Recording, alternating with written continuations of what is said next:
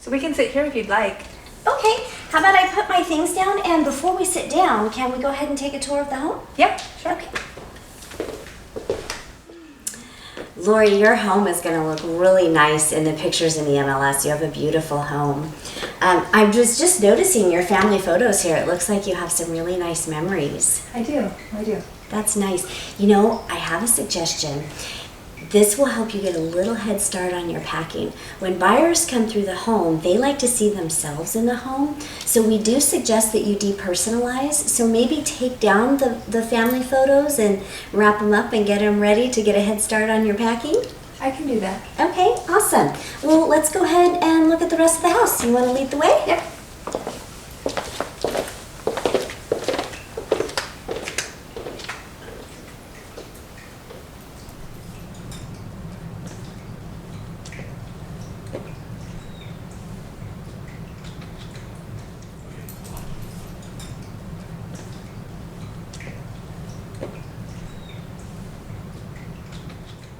You have a really nice home, Lori. I'm really excited to help you be able to get it on the market and get you to Hawaii. Thank you. So let's go over just a few things because you probably have some questions. Did you have a chance to read the information that I sent you? I did. Awesome. Did you have any questions about it? No. Okay, that's great. So let's go ahead and, you know what I did forget to ask you is, have you sold a home before? This will be the first home that we're selling. Okay, great. So I'll make sure I go over the timeline and the details so you know everything to expect. I appreciate that. Okay. So I did do a comparative market analysis for you. So because you had mentioned you were hoping to get at least $675 for your home. Yes. And so I think we're really close, and I think I'm going to have some good news for you. Let me just verify a couple of things real quick because I did it based on the information that we talked about. But I did, how long ago did you do your kitchen remodel? It's been about 2 years. Okay, so fairly new. And it was 4 bedrooms, 3 baths, and 2,500 square feet, right? Yes. Okay, and then we have a pool on an acre of land. So what I did was I did a market analysis based on finding other homes very similar to yours and in that similar condition. Okay. Okay, so let's go through that now. Okay. Okay, so you'll notice we have 3 different sets of properties on here. We have our active properties, pending properties, and closed properties. And the closed is really what we're going to hone in on. But the reason that I want you to see what's active is because this is going to show us what your competition is. So, you know, if you put your home on the market now, this is also what is on the market, okay? Then our pendings, this shows us what someone was willing to pay or at least look at and make an offer. Now, until homes are actually closed, we don't know what that final price is. But at least we know the list price and we know they were willing to make an offer, okay? And then our close, this is where we're really going to focus in on because this is what happened. So this is how we're comparing things. Does that make sense? It does. Okay. So you notice here we have these 2 homes that are on the market. We have this one on Turner, and it's this very close in year. It's also got a pool. The bedrooms and baths are the same. You notice everything I pulled up, the square footage is within about 150 square feet, so we're really close there. And then the lot sizes are very similar because that is important since you have a larger lot. Yes. Okay. Now this one's only been on the market for 2 days, and it's listed at $699. And then this one here on Locust, it's been on the market for 5 days, and it's listed at $675, right where you said you wanted to. Mm-hmm. But notice this one. It's been on the market for 20 days, which isn't bad, and especially in this price range. And we're starting to see 2 weeks or less is about our sweet spot. And notice it's at $700,000. Okay, so that's a little bit more than what you were thinking. So that's good because if we go along what you were thinking, you're gonna be less than this one. So that's a good thing, okay? Now, if we go down here to the close, we see this one that's on Leslie. It was listed, or it sold at $675 in 3 days, okay? And then this one on Kauai, it sold at $669 in 7 days. And notice it had a little bit of a smaller lot and a couple different things here, right? But still very similar. But this one sold at $690, and it was on the market for 12 days. So it was on the market for a few extra days, but it actually sold for more, and you can see here it's very comparable to yours. So based on this, my recommendation is we're looking at about 265 to 280 a square feet when we average this all out. And so really that puts us between 660.25 and 700. So my recommendation is going to be that we start your house based on what's on the market at 680. Okay. That's actually a little more than you were thinking, right? Okay. Is that good news? Yeah, that's Awesome. The reason I recommend you start there and not all the way up at the top is because this is going to give us a better chance to get more offers and actually bump the price up. Okay. Yeah, I was gonna ask why we didn't start at 7. Yeah, what we want to do is we want it low enough where people want to come and look at your home, and if we create that urgency, especially with our first weekend open house, then hopefully we're creating a multiple offer situation, which is currently a common thing. And so when we do that, that ends up driving the price up. You might even get more than 700. Okay. Now, of course, I can't promise that, but that's a strategy that we like to use to help you get the most that we can. Okay. I like that strategy. Awesome. So do we agree that we'll start your home off at 680? Yes. Okay, fantastic. Now, one thing I do want to mention just about how the market works. This, based on these comps, this should be a very good price, so I'm not really concerned. But one thing I want you to be aware of is the market really tells us where our price should be. So if we put the house on the market and a couple weeks goes by and it's crickets, and I don't think it will be, but let's just say it's crickets, that tells us one of two things. We're either not priced right, which is typically what it tells us, that we're maybe a little bit too high, or it could just be something unique about the house that isn't appealing to everybody. I don't see that in this situation, okay? So we're gonna keep an eye on things, and if we do get lots of activity and offers in the beginning, we won't even need to think about a price reduction. But I just wanna set expectations if by chance that happens, if anything's changing in the market while we're sitting here speaking, that you're prepared for that, that we would revisit that in a couple weeks, because we wanna get you to Hawaii as soon as possible. Yeah, we do. Okay, are you good with that? I am. Okay, so ideally, when would you like to have your home hit the market? As soon as possible. Okay, well, since this is Friday, let me just let you know one of the things that I really recommend as part of our marketing process is I like to have a home go live in the MLS on a Wednesday or a Thursday. Because that way we can hold an open house that weekend, and we can hold all showings until that open house. So that kind of creates some urgency and excitement. What it also does is we can have a longer open house. I can even get one of my team members maybe to do the next day if you want it done on both days, and you don't have to. But the reason I suggest that is because if we price it right and we create some excitement, we could get most of the showings done in that weekend and hopefully get an offer by the end of the day on Monday. That sounds great. Okay, so we can discuss a little bit more detail when we get there. Now let's go over how the listing process works. Okay, so after we finish our discussion and we figure out the price and we get the listing agreement signed, what we'll have you do is we'll have you start getting the house ready for me to be able to come and take pictures to put on the MLS. So in doing that, as we did the tour, we talked about some things that you can do in your home to get a head start on your packing, a couple little touch-ups, and a couple things in the yard that we talked about. So that'll be what you'll do. And then what I'll be doing during that time is I'll be arranging for the photos to be taken. I'll be ordering a sign to be put up as soon as our listing goes live. I'll need to get a key from you so that we can put it in the lockbox, because that's how the agents will get in to see it.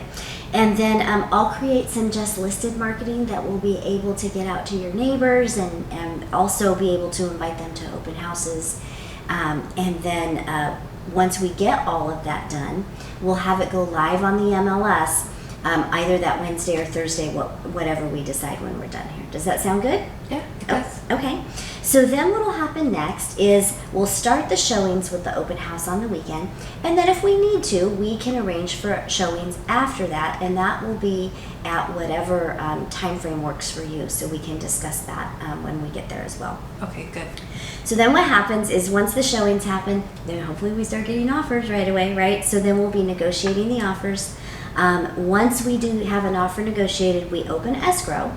And then my transaction coordinator and I will be helping you facilitate that. So we're going to facilitate everything that has to do with inspections, making sure the appraiser can get in, and all those things, so that we can, you don't have to worry about any of that. Just knowing that we'll need access to the house, okay? Now, what will happen is a potential buyer will be doing inspections, and so they may ask for a request for repairs. And so while your home is very nice and doesn't look like it needs much, we don't know what a prospective buyer is going to think, right? And so I just want to set some expectations around how that works, because typically we like to look at things a buyer requests if there are safety issues. If it's a true concern, then we would want to consider maybe taking care of those, or at least helping take care of those. So I just want to set expectation for that, and we can actually talk about those details when and if that happens. Okay. Okay, so if you were to do a request for repairs at that point, we would be asking them to remove all their contingencies, and we'll be proactive about that for you, because once those are removed, then we're getting closer to closing, right? And then, of course, we'll do some things to prepare for closing. We'll make sure that the buyer does their final walkthrough, and then we will I will be making sure that the buyer side has everything in order to get their loan documents signed, so that we can close on time. Okay? And then, of course, at closing, we'll congratulate you, and then we'll talk about your next steps and getting you off to Hawaii. Yeah. Does that sound good? That sounds wonderful. Awesome. Okay, Lori, so all we need to do now to get your home on the market and get you to Hawaii is sign the listing agreement. Let's do it. All right. So before I go over the listing agreement with you, I do want to go over how the compensation works. There has been some changes to how it works based on a lawsuit that recently happened. You've probably heard about it in the news. Yeah, I was going to ask you about that. Okay, well, I'm going to go over our broker compensation advisory, and I'll kind of try to break it down in layman's terms to help explain what that all is about. Okay? Good. Okay. So right here in this last paragraph, it says, historically in California, many brokers used a multiple listing service to make a unilateral offer of compensation to compensate a buyer's broker who procured a buyer for the seller's property.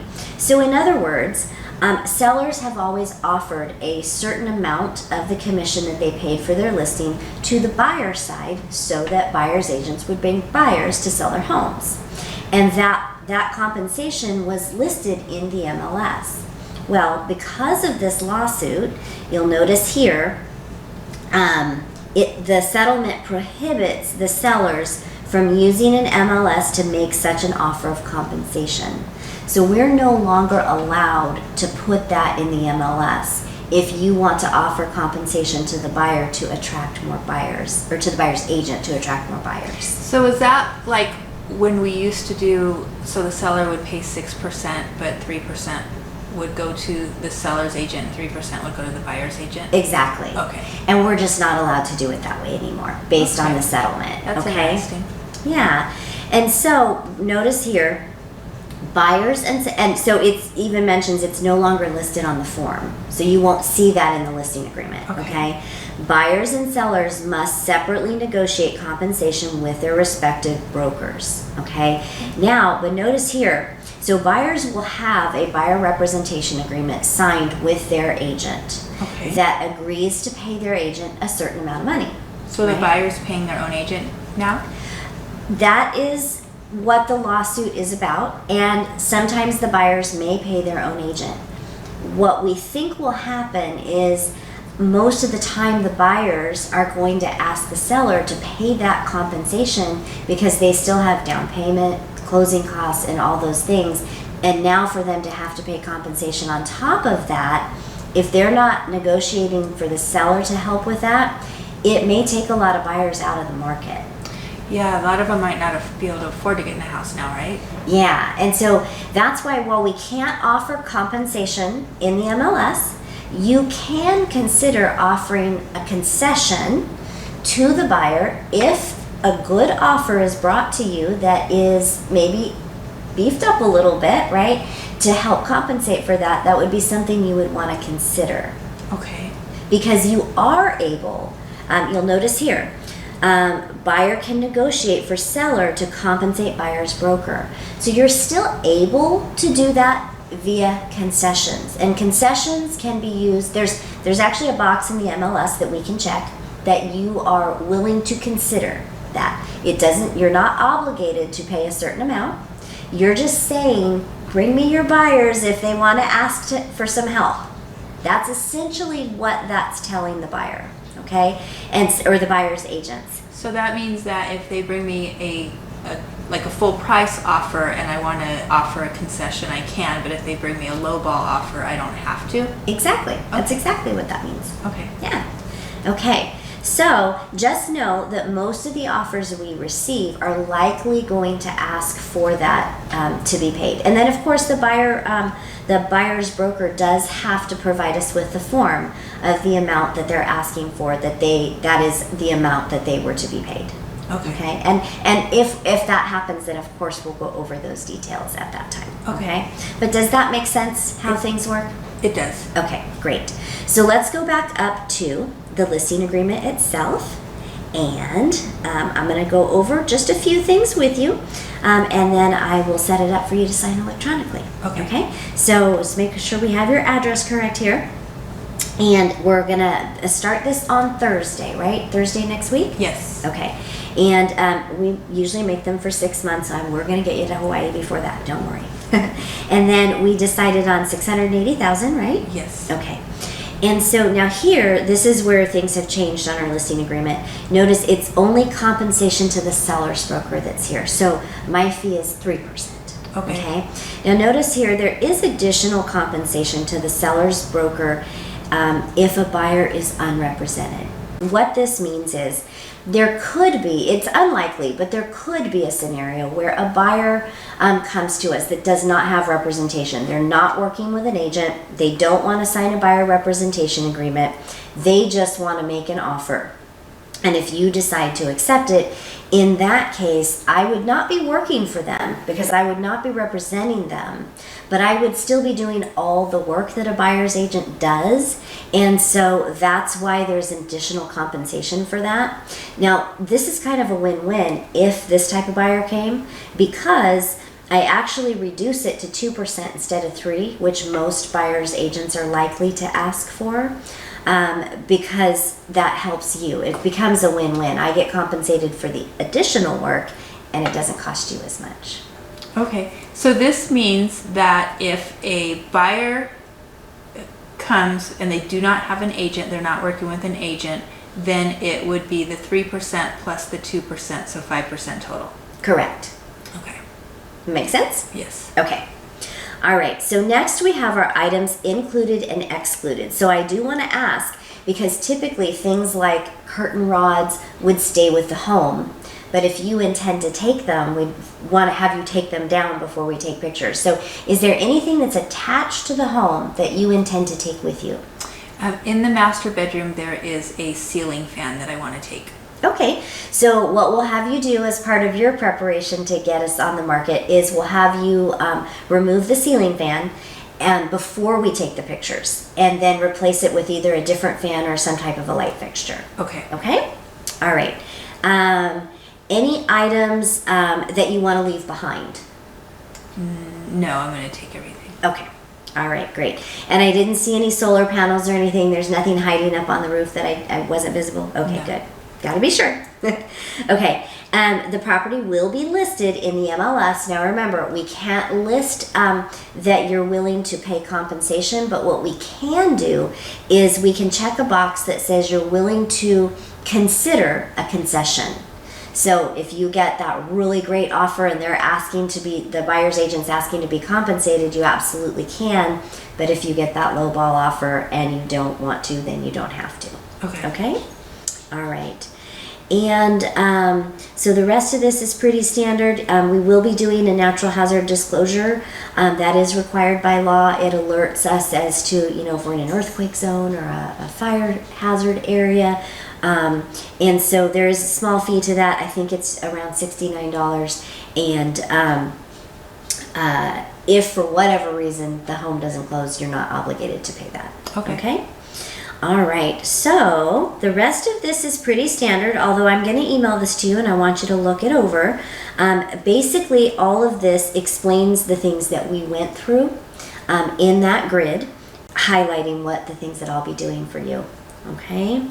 Now, keep in mind, as we spoke about earlier, the buyers will have the right to do any investigation or inspections that they choose. And so we do need to make the home accessible.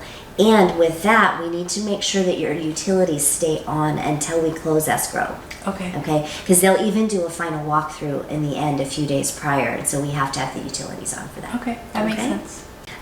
One thing I do want to note is you'll notice that there's a few more documents here. We've kind of already talked about this, but I need you to know what this says because this is a new form. This is the multiple listing service addendum. It essentially says what we already talked about, that it will not be listed in the MLS with you offering compensation, but it will be listed in the MLS. Okay?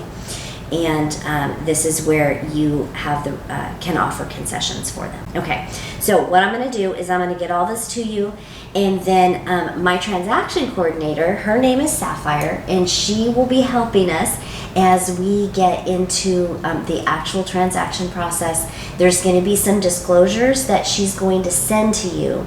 And in those, you'll fill those out, you'll sign those, you'll get them back to us, because we will have, once we get into an escrow, we'll have 5 days to get those disclosures to the other side. And so we want to make sure they're ready up front.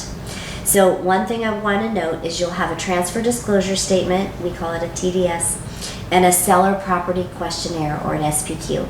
So that's going to be about 7 pages for you to look through. It's not as bad as it sounds. What it is it'll list several things that the home could have, and you'll just check them off. And then it's going to ask you some questions about the home. I can't fill those out for you because they are your disclosure to the buyer. But what I can tell you is you'll notice on those forms that they say, is the seller aware? So if you're aware, it's yes. If you're not, it's no. You can't be aware of something you're not, right? So you do need to fill them out to the best of your knowledge. And if you mark yes for anything, there will be a space for an explanation you'll need to fill out. Okay, that sounds simple enough. Okay, and then of course, any questions come up, reach out to me, reach out to Sapphire. We're both here to help make sure that you have as smooth a transaction as absolutely possible. Okay. All right? Yeah.